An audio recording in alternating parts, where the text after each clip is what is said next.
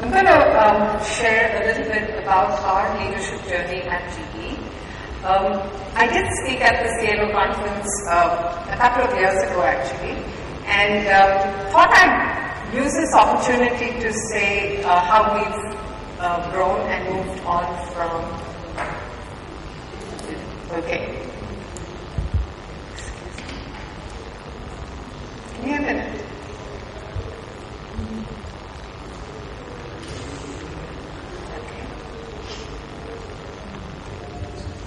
मेरे साथ कोई आएगा?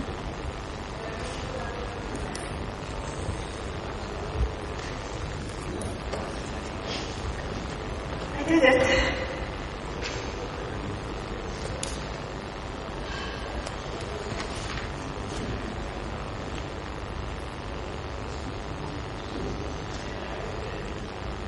Okay, we're on. So what I'm going to do today is spend a few minutes just talking to you about our leadership journey, our leadership philosophy, and what it's really based on. And then I'm going to share with you a couple of changes that we've made from where we were 2 years ago to where we are headed towards now. And then I'm going to share 2 examples of some initiatives that we've taken with respect to leadership development. And hope to finish all of that in 12 minutes. Okay, so this slide really talks about our leadership journey, and it kind of defines the foundation on which we based leadership development and what we're committed to in terms of leadership development. So at GE, because of the culture that we have in the organization, leaders inspire others to be their best. And we really use this as that foundation for our leadership development activities. So you will find that leaders are committed to developing people, and they take action on that, because it is only when leaders develop others that we all can really rise. And how do we do this? We leverage our diversity, not just the diversity of the businesses that we're in, but the diversity of the people that we have within the organization, whether it is their skill sets, it is the geographies that they come from, etc. But and I'm not just referring to the diversity in terms of male and female that we spoke of at some of the sessions earlier today. But we take all of that diversity and really help our leaders to develop the next generation of leaders within the organization. And we never stop evolving, whether it's with respect to the products that we have, the services that we have, the technologies that we're using, or the way we develop our leaders. All of that is in a constant evolutionary process. So there are some things that we keep constant, and there are some things that undergo change. The way we develop leaders is a multi-pronged approach, really. We have fast-track leadership programs, which typically address the functional depth that we want to develop within the organization.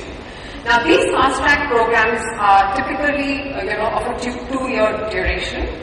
And, some of the examples that you see up over there, of course, the nomenclature would be very G-specific, but they are related to developing finance depth, developing manufacturing depth, developing commercial depth in the organization, developing HR depth, etc., IT depth, and so on and so forth. Some of these programs have been in operation for 100+ years. Today we have 3,000+ people on program at any given point in time globally, and we run all of these programs in India as well. So what we find is that as we track our record of who become our leaders, we find that 1/3 of our current leaders have actually grown through these programs. And let me give you an example. If we take a look at one of our very senior leaders in the organization, he grew, today he is an officer of the company. In 1998, he joined our financial management program, the one that's number 2 on this slide, the FMP program. He graduated, he joined the FMP program in 98, graduated from the FMP program in 2000, and then joined one of our accelerator programs, and I'll just talk to you about that in a minute from now, and is today an officer of the company. He became an officer of the company last year in December. So that's the efficacy of these programs. What do we do in these programs? 2-year rotations to develop functional depth. So you rotate through challenging assignments, could be within a particular business, could be across businesses, because the focus here is developing functional depth, but getting the leadership expertise along the way as well. So both functional depth and leadership expertise are focused upon. You're given an opportunity to interact with senior management. You're given mentoring, coaching, and of course, a lot of feedback at the end of every rotation. The new thing that we've done in India this year is really we found that in order for these programs to be successful, what we needed was huge cooperation from the assignment leaders who manage these program employees. So if you're a program employee, you will have an assignment leader for every rotation that you go through. This year we realized that the success of the program hinges on what experience they get with an assignment leader, and therefore we did a lot of work with the assignment leaders. So we have inputs that we give assignment leaders every 6 months. So it isn't just a leadership program for the people that are on the program, but it also turns out to be a leadership program for the assignment leaders, because we help them see how they grow as they help these people grow. I spoke about the accelerator program. So we have, the first one were our leadership programs. The accelerator programs are for people who have a work experience of about 10 plus years. And we have 3 types of accelerator programs. We have the commercial accelerator programs, and that's the experienced commercial leadership program right up front for sales and marketing people. We have the corporate leadership staff, which is a new program that we started 3 years ago. And this is to develop business leadership and industry domain expertise. So for instance, we'll have our engineering people go through this, we'll have our manufacturing people go through this, and so on. And then we have the corporate audit staff program, which is again 100 plus years old. And this is the program that I was referring to, that the gentleman graduated from the finance manager program, joined this corporate audit staff, and is an officer of the company today. So these work for us in the culture that we have at GE. Of course, much has been said and written about Crotonville, and I'm sure it's not a new term for most of you.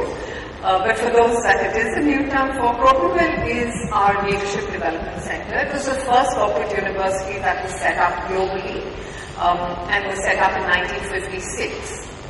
Our initial leadership development programs at Crotonville were 13 weeks long.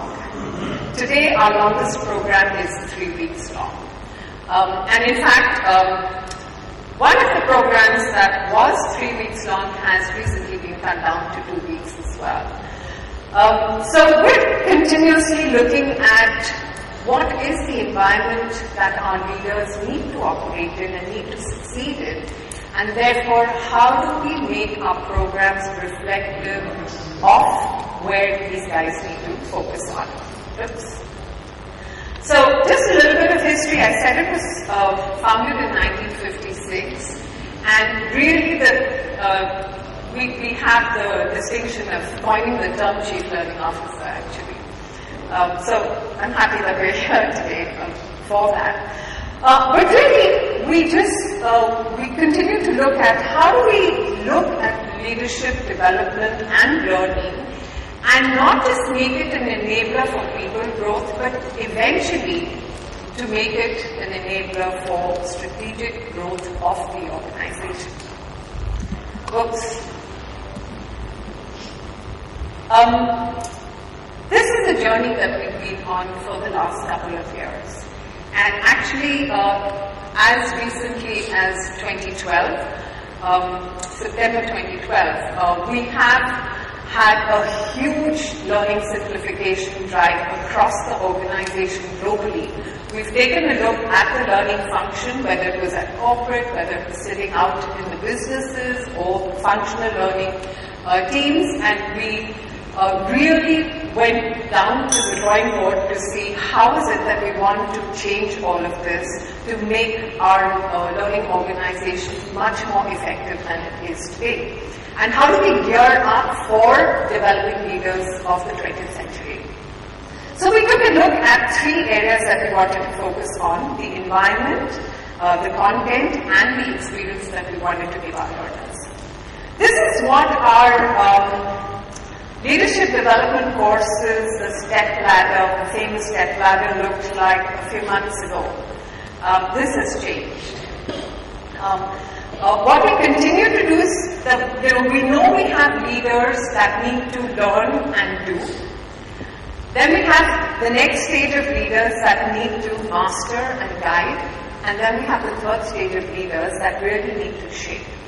And our leadership development programs are really tailored to help people do each of these three things: learn and do, master and guide, or shape, depending on which stage of their career they're at. This is what it looks like today. So the dark blue is the stuff that we will do at Crotonville, whether it's in the US or at various locations across the globe. The light blue is what we do in the regions. The white boxes are the ones that everyone will go through as and when they need it. The green is mandatory for everyone that joins the company, and the blue would be areas that they would go to depending on which stage of their career they are at. The green right at the top, right corner, are the ones that are team-based learning experiences versus individual-based learning experiences. But they continue to be in those three buckets of learn and do, master and guide and shape. So what have we done? At Crotonville, our mission is really to inspire, connect, and develop the leaders of tomorrow today. And we really are looking at how do we leverage technology to help us to build leaders. What is the cross-course collaboration that we can bring into effect so that leaders are really teaching leaders even while they're learning?